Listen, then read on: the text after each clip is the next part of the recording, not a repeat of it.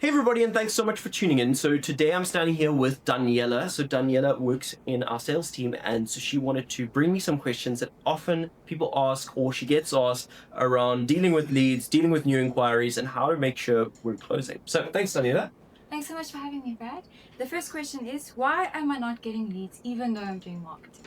Oh, it's a good question we get asked. So often it comes down to what's the focus of your marketing. You know, if you're just posting some random posters on Facebook or sharing it to a group, and there's no real key call to action, there's no need or what's the word I'm looking for?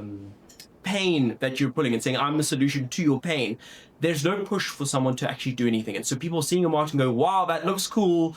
You have pretty pictures, but they're not becoming leads. They're not becoming inquiries. And that's what's so important. So you've got to make sure that you have focused marketing or focus on lead generation, not just saying, I'm paying for marketing, I'm not getting leads. Well, maybe that's not the goal of your marketing. And that's the question to ask. Okay. Next question is, am I targeting the wrong people with my ads?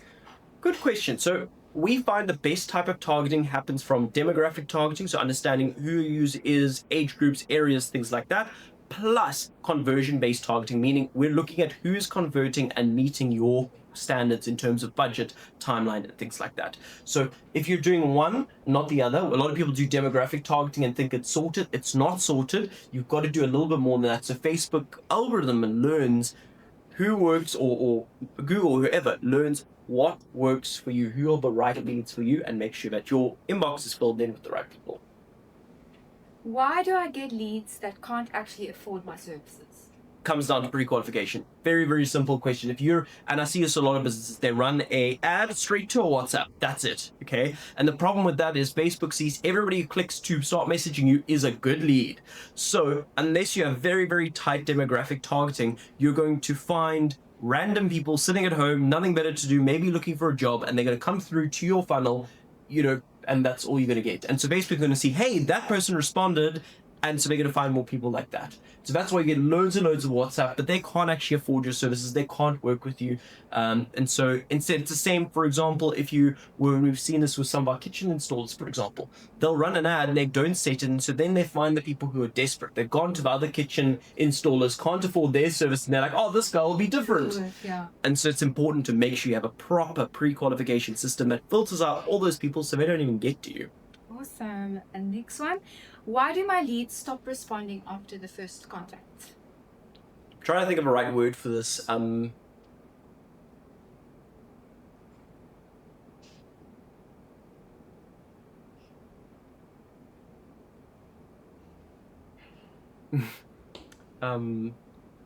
What's it when you push to do something? Like being too pushy on this. No, not force. Desire. Lack of desire. Cut that bit out again. Lack of desire is the actual thing. If someone comes in and they sort of half on the fence about what you do, okay, so maybe you have a quick offer, and again, you haven't put them through a pre-qualification system, you haven't told them all about what you've done, and you don't have a good process of responding to them when you message them or follow up with the lead, that's when you're going to have that lack of desire. Those people who are like, I'm keen, but I'm not actually keen. Yes, yeah. You know what I'm saying? It's like, oh, I'm thinking about it, but I'm not really thinking about it. It's that sort of idea. So you've got to have that sort of desire. I always compare it back to dating. Okay, if you go up to, in my case, a pretty girl, and you say to her, hey, can I take you on a date next weekend? Yes, sure.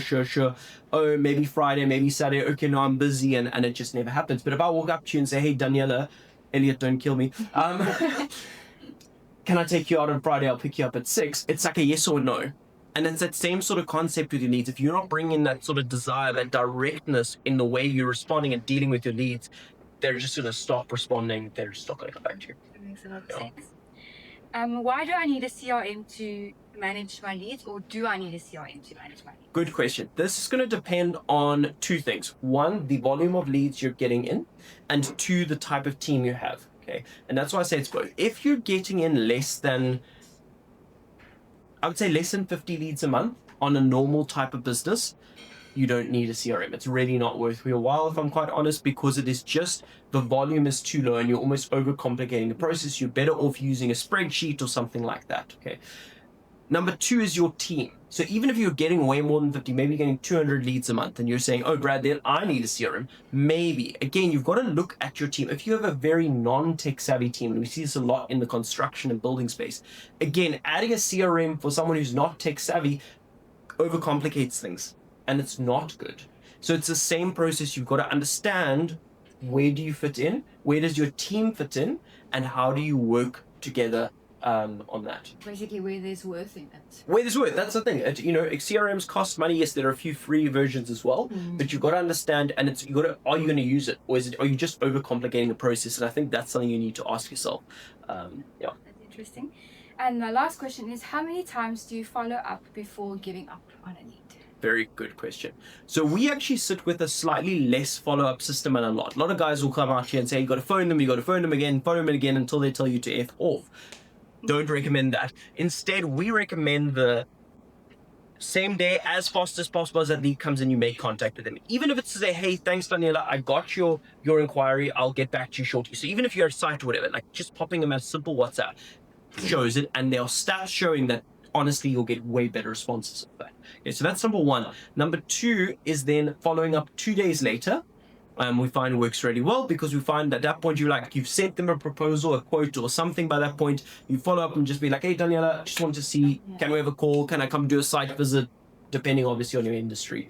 And then generally we try a week after that and a week after, so 2 weeks after send you the first inquiry.